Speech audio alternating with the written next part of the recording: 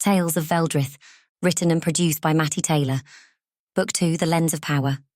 Episode 16, Shadows of the Past. The winds of Jorvik whispered of the battle in the ruins, carrying news of the solar cult's presence to every corner of the city. As the sun rose, Vestinus and Eira returned to their quarters to regroup. Though the Thay had disrupted the ritual and defeated Solaris, neither could shake the lingering weight of the fragmented Auroral Lens. Vestinus sat at his desk, poring over an ancient text illuminated by the soft glow of a lantern. The words, written in a long-dead language, spoke of the lens's origins, a relic forged by an ancient order who sought to wield the sun's power as both a beacon of hope and a weapon of destruction. The Auroral Lens was never meant for mortal hands, Vestinus murmured to himself, his clawed fingers tracing the faded script. Its creators locked it away after seeing the devastation it caused, scattering its pieces across Veldrith. He paused, glancing at the shards of the fragment they had recovered. Their faint warmth was unsettling, a reminder of the energy still locked within. A knock at the door interrupted his thoughts. "Enter," he called. Eira stepped inside, her expression grim. "We've got a problem." "What kind of problem?" Vestinus asked, leaning back in his chair. "Rumours," she replied, crossing her arms. "Whispers about another piece of the lens. A trader claims to have seen it in the possession of a travelling priest heading east." Vestinus frowned. "The cultists will hear of this too if they haven't already." "Exactly," Eira said. "If they're moving as quickly as before, we need to get ahead of them."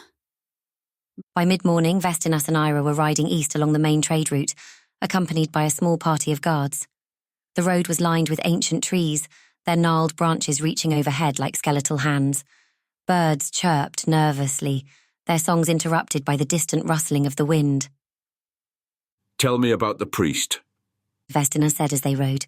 Eira adjusted the strap of her scabbard. "Not much to tell. He's a wandering scholar from the Order of the Guiding Flame. They're healers, historians, mostly harmless. But if he's carrying a piece of the lens, he's in danger." "The Order's knowledge of artifacts runs deep. Vestinus said thoughtfully. If he has a fragment, he may understand its true nature, or worse, he may not." By midday, they reached a small village nestled between rolling hills. The air was thick with the smell of hay and smoke, and the streets were bustling with farmers and merchants. They dismounted near the central square where a group of villagers had gathered. Eira approached a woman carrying a basket of apples. "We're looking for a priest. He may have passed through recently."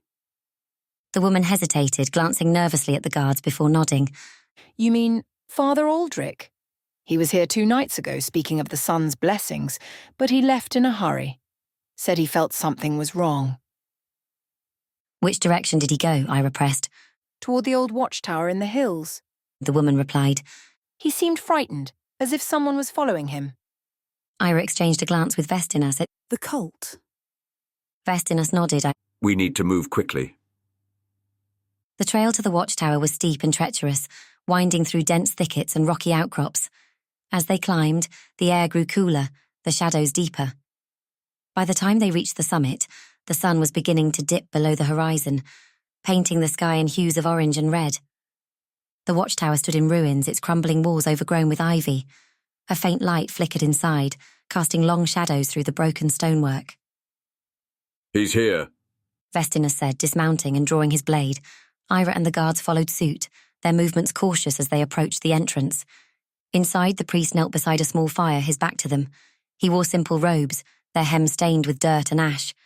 At his side lay a satchel, its flap open to reveal the unmistakable glint of gold. "Father Aldrich?" Eira called softly. The priest turned, his eyes wide with fear. "Stay back. I won't let them take it." "We're not with the cult," Vestinus said, lowering his blade slightly. "We've come to help." Aldrich hesitated, his gaze flicking between them and the doorway. "How can I trust you? They wear disguises. They—" A sudden crash interrupted him as the door burst open. Robed cultists flooded the room, their weapons gleaming in the firelight. "Protect the fragment," Eira shouted, drawing her sword. The chamber erupted into chaos.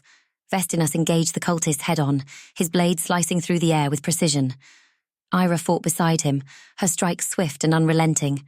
Aldrich scrambled to protect the satchel, clutching it to his chest as the guards formed a protective circle around him. One of the cultists broke through the line, lunging for Aldrich. The priest raised his hand instinctively, and a burst of blinding light filled the room, sending the cultist sprawling.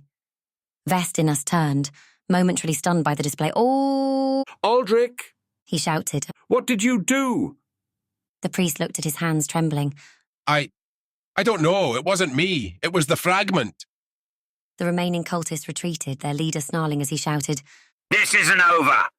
before disappearing into the night. As the dust settled, Vestinus approached Aldrich, his expression grave.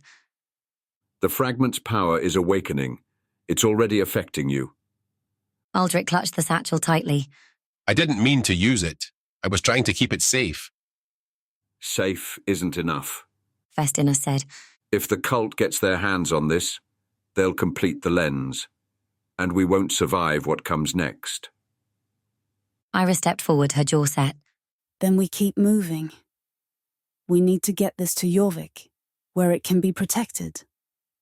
Aldrich nodded reluctantly, his fear giving way to resolve. I'll go with you. If this is my burden to bear, I'll see it through. Vestinus glanced at the horizon, where the first stars were beginning to appear.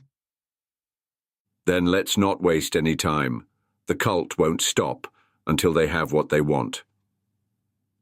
Together they left the ruined watchtower, the fragment's faint glow lighting their path as they descended into the darkness below.